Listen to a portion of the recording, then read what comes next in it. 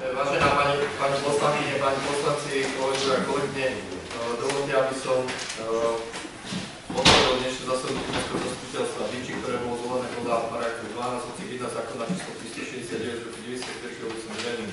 Pozvaní boli všetci poslanci Mestského zastupiteľstva. Konštatujem, že je prítomný 17 z 18 poslancov, čím je zastupiteľstvo uznášania schopné.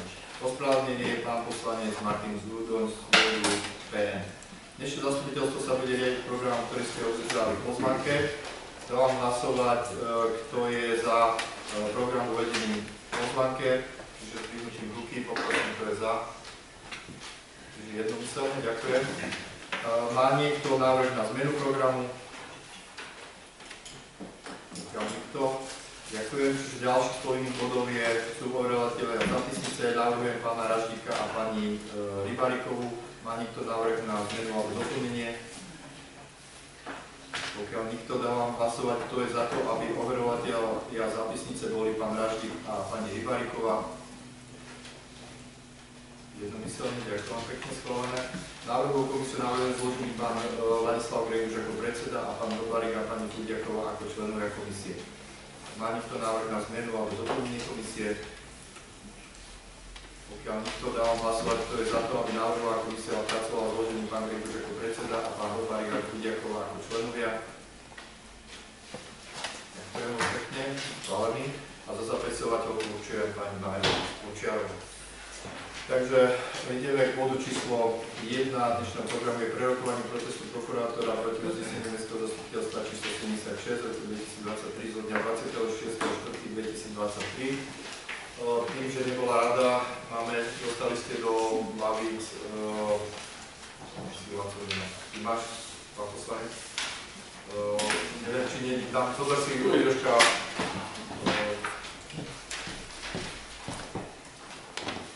Takže návrh uznesení, ktoré sú na toto mestské zastupiteľstvo, ja potom dám teda, sú tu navrhnuté vždy k tomuto bodu dve alternatívy. Je to uznesenie bodu číslo 1, uznesenie číslo 137 z roku 2025 v jednej alebo v druhej alternatíve.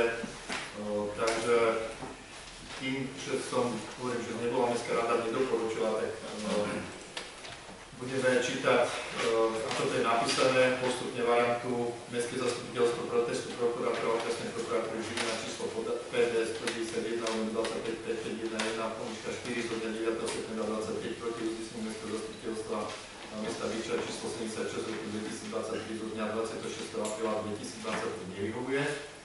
O tom sa bude hlasovať. V prípade, že nebude schválené, tak bude druhá alternatíva toho uznesenia, že to isté vyhovuje a vlastne potom Mestské zastupiteľstvo teda týmto uznesením sa ruší to uznesenie číslo 76. Čiže to je k bodu číslo 1. Takže otváram diskusiu k tomuto bodu. Ďalšie sa pán poslanec Čučovi. Ďakujem pekne na to. Ja som rád, že máme, tak by som začal, že si pamätáte, to zastupiteľstvo pred tými 2 rokmi, bola tam dlhá diskusia, myslím, že sme rozprávali niečo vyše hodiny a pol o tejto problematike. Bavili sme sa o tom, ja som vám tam čítal niektoré veci, ktoré vyplynuli z nejakého toho priebehu času, lebo nebolo to úplne prvé hlasovanie, kde sme hlasovali o tom, o nejaké zámere výstavby nejakého stavebníka.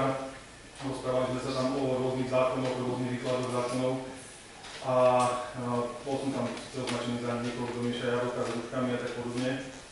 Ale som rád, že vítam tento protest prokurátora hlavne kvôli tej veci, že určite budeme do budúcna vedieť, ako sa správať, určite budeme do budúcna vedieť, že tieto rozhodnutia nie sú v kompetencii Mestského zastupiteľstva a nepatria mu.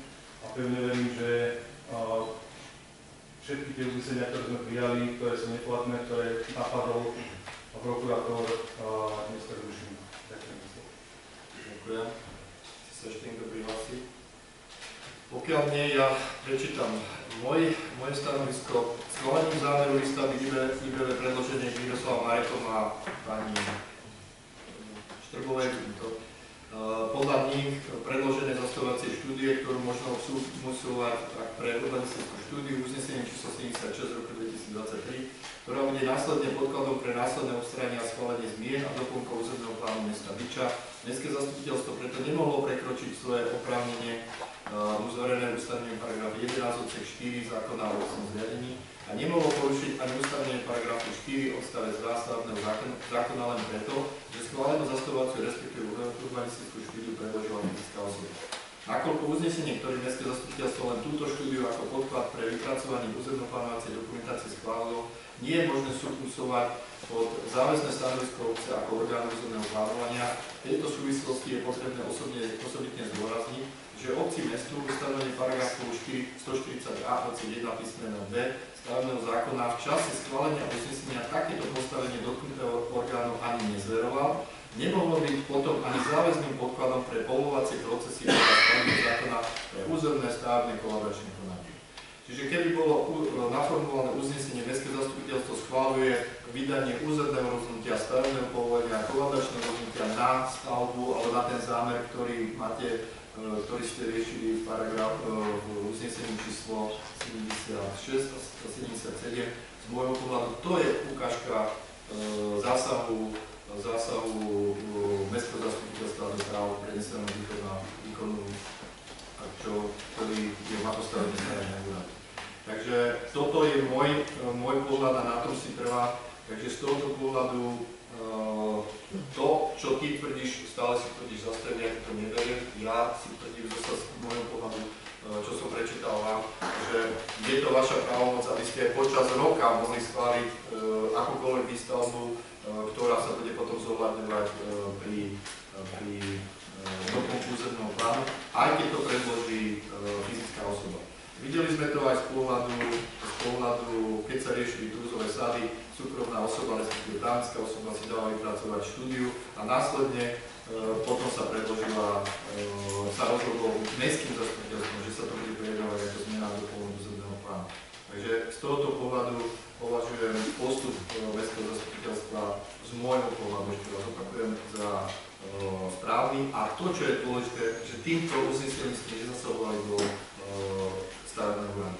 Zopakujem ešte raz, keby ste boli naformulovali uznesenie, že mestské zastupiteľstvo schváluje vydanie územného stavebného povolenia alebo kolaudačného, to už je jedno v zmysle stavebného zákona, s výstavbou alebo so zámerom tej a tej lokality, tak toto by som dal a my som sa o tom nebavil. Takže z môjho pohľadu je to bežné, že sa to takto schválilo a ja predpoviem, že mám na to svoje výhrady z hľadiska mojej kompetencie, ktorú som potreboval vysvetliť ako štatútára stavebného úradu, lebo som štatútár stavebného úradu, takže z môjho pohľadu toto nepovažujem za zasahovanie do jeho kompetencií. Na čom postavil pán prokurátor podľa svoje postavenie. Je pravda, že sa to aj v minulosti takto udialo.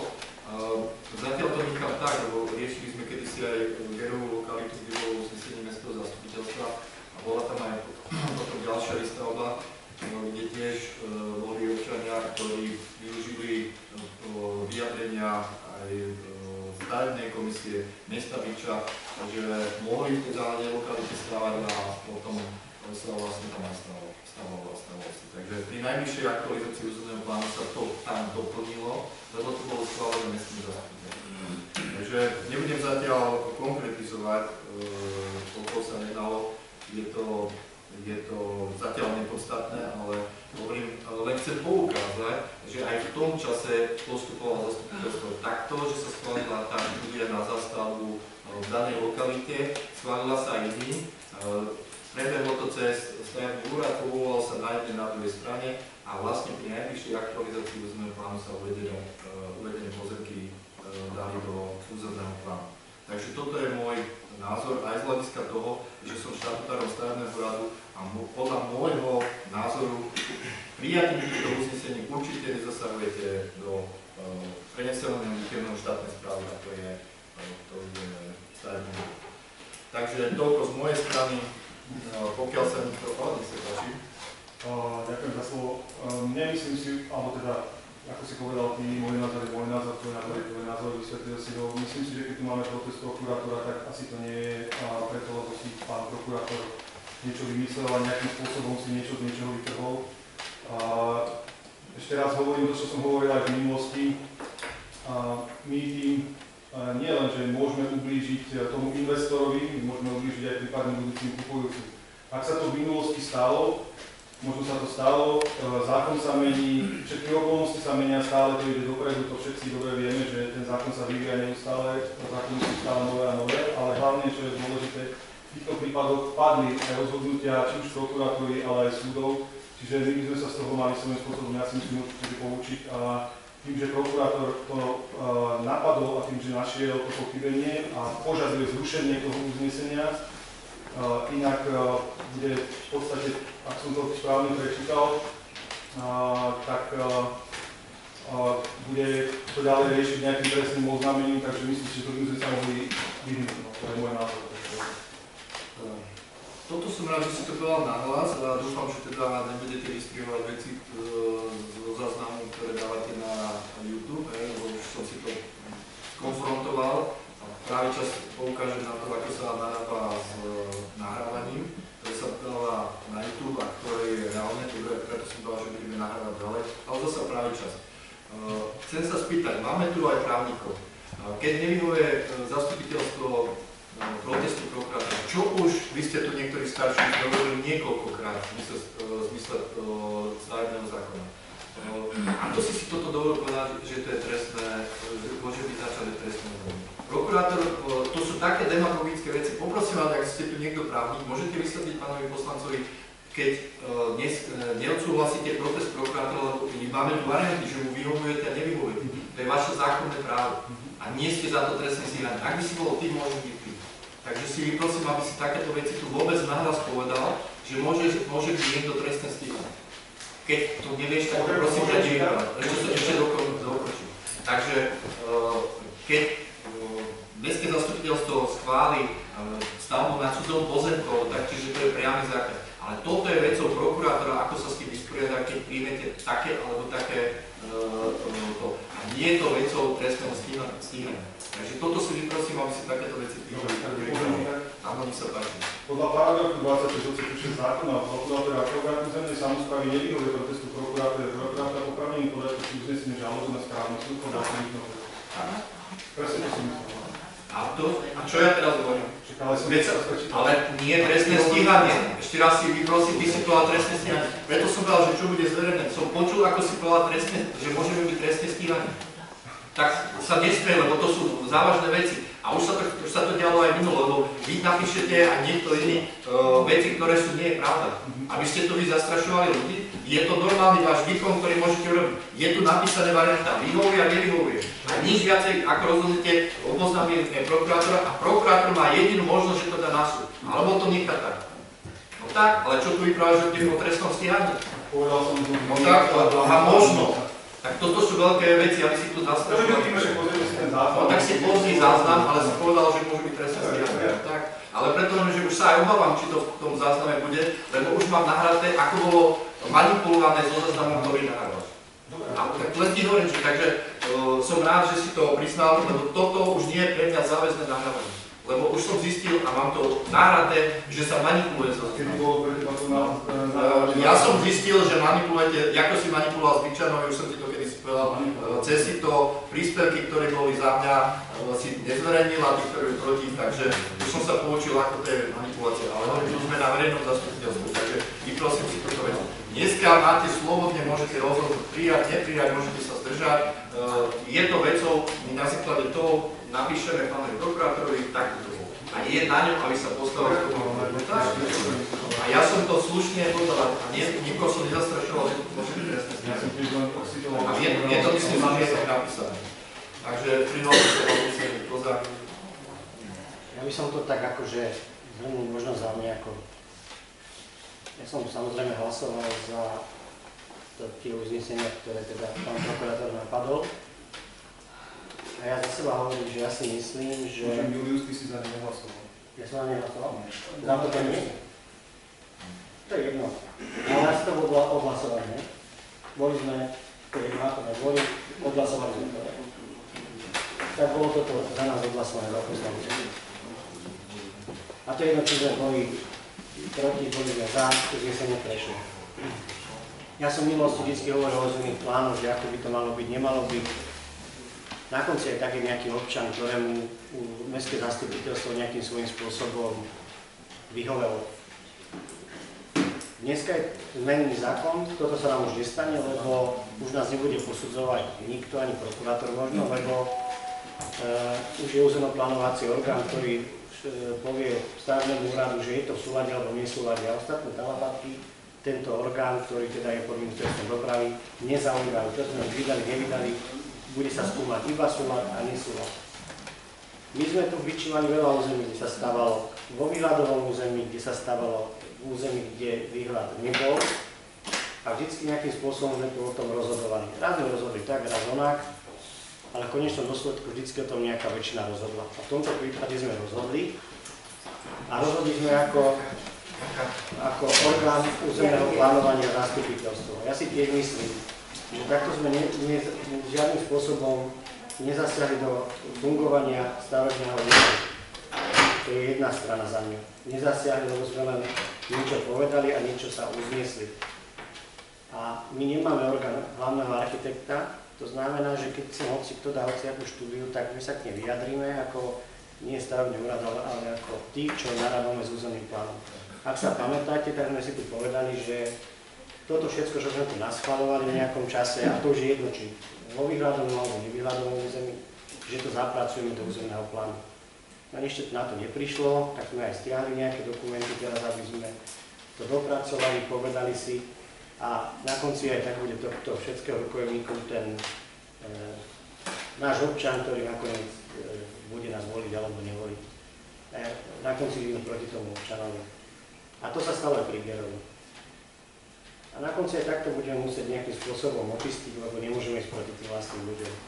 Takže za mňa, ja si myslím, že či sme to schválili, ako sme to schválili, ak sme to schválili a nedali sme žiadny pokyn, na ktorý mandát nemáme stavebnému úradu, tak sme sa vyjadrili ako orgán, alebo vyjadrili sa k tomu, čo nám patrí ako poslancom, že áno, súhlasíme so zámerom, povedali sme si tu, že to zapracujeme, čo sme ešte nestihli, a prokurátor mohol námietať, že ako sme rozhodovali, ale nie, že sme sa starali o kompetencie stavebného úradu. Mohol napadať, či to bolo územie vyhľadové, nevyhľadové, schválené, neschválené, alebo územie čisté, nedotknuté územným plánom. Za mňa toľko. Ďakujem. Chcem poďakovať, presne toto je ten názor, čo aj ja hovorím, lebo odôvodniť to, že tým uznesením sa zastavoval do stavebného úradu, je prvorade môj rozpor. Prečo som vám prečítal, to s tým nesúhlasím, čo napísal pán prokurátor. Takže z toho dôvodu treba aj jednej aj druhej strane. Hlasujte, ale je to taký názor taký, takže prokurátor a toto ja som vám prečítal, že sa s tým nestotožňujem. Pán poslanec povedal niečo iné, ale si prosím, aby niekto povedal, že niekto je za to, môže byť trestné stíhanie. Takže pokiaľ ešte sa prihlásil váš kolega. Ja len vlastne k tomu trestnoprávnemu aspektu, čo pán poslanec spomínal, tak vlastne samotný protest prokurátora je prostredkom správneho práva. Práve preto aj ako Braňo potom prečítal, tak môže a nemusí pán prokurátor teda podať správnu žalobu. Čo sa týka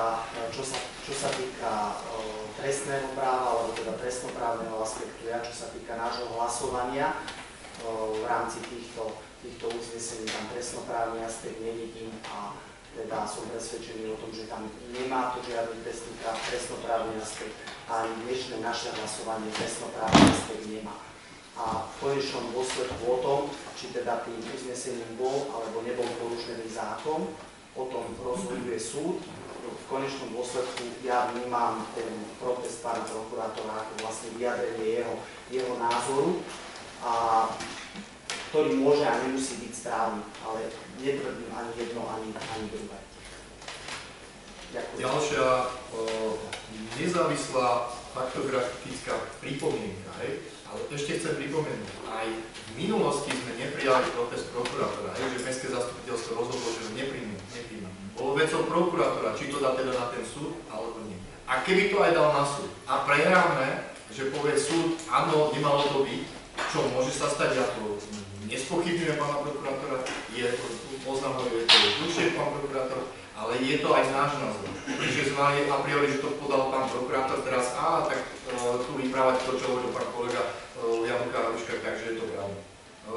Keď som není s tým ani stotožnený, lebo ja tu zastupujem ako štatút aj stavebného úradu. A z môjho pohľadu toto nie je zasahovanie do práce stavebného úradu.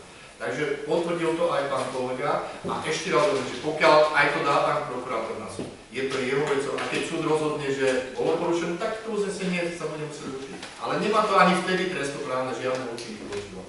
Takže toto chcem vysvetliť, aby ste boli na správnej miere z hľadiska toho, že hlasujete si podľa vedomí následovne. Takže v tomto prípade pre mňa to nie je jasné. Ja nespochybujem aj druhú stranu, aj pána prokuratúra, ako to on vyložil, ale ja som vám prečítal aj moju druhú stranu, takže určite som si to potreboval vyjasniť a povedať a hovorím, som veľmi rád, že som poukázal na to, že sa manipuluje s nahrávkami zastupiteľstva a chcem, aby ste to aj vedeli, aj ostatní, lebo už budeme si to nahrávať ani teraz nie. Mimoriadne zastupiteľstvo sa to nepovažovalo za potrebné, ale už som opatrný a budem si kontrolovať všetko. Takže z tohoto pohľadu, pokiaľ sa nikto neprihlásil, takže poprosím ťa, pán predseda návrhovej komisie, budeš ty čítať, lebo si predseda, sú tu dve varianty, prečítaš teda prvú variantu. Ak môžem, tak si predtým povedal, že budeme o jednej hlasovať, a keď sa neznesieme, tak o druhej. Hovorím, že nech číta prvú a keď to vidí podľa výsledku, a keď nie, tak sa bude. Ja som myslel, že už akože tu máme tak budeme to hlasovať. Podľa toho to je hlasovať. Je to vo variantách, ako čo to sme to mali urobiť. Je to vo variantách. Mi sa páči, pán predseda návrhovej komisie.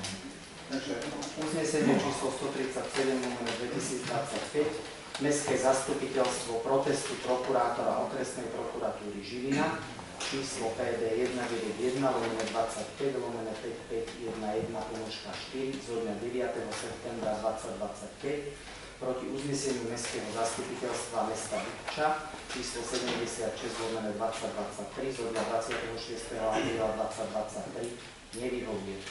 Dobre, čiže ďakujem vám pekne, čiže budeme hlasovať rukou. Kto je za uvedené na to uznesenie? Kto je proti uvedenému uzneseniu? Prosím, držte ruky, pokiaľ zapíše Marka. Takže 1, 2, 3, 4, 5, 6. Kto sa zdržal hlasovania? 2, 4, 6, 8, 10. Ďakujem. Čiže uznesenie nebolo prijaté. Poprosím druhú alternatívu. Uznesenie číslo 137/2025 Mestské zastupiteľstvo protestu prokurátora okresnej prokuratúry Žilina číslo PD 191/25/5511/4 zo dňa 9. septembra 2025 proti uzneseniu Mestského zastupiteľstva mesta Bytča číslo 76/2023 zo dňa 26. apríla 2023 vyhovuje a uznesenie Mestského zastupiteľstva mesta Bytča číslo 76/2023 zo dňa 26. apríla 2023 v celom rozsahu ruší. Ďakujem vám pekne. Čiže dávam hlasovať, kto je za takéto uznesenie. Takže 1, 2, 3, 4, 5, 6. Zahlasovalo 6. Kto je proti tomuto uzneseniu? Kto sa zdržal?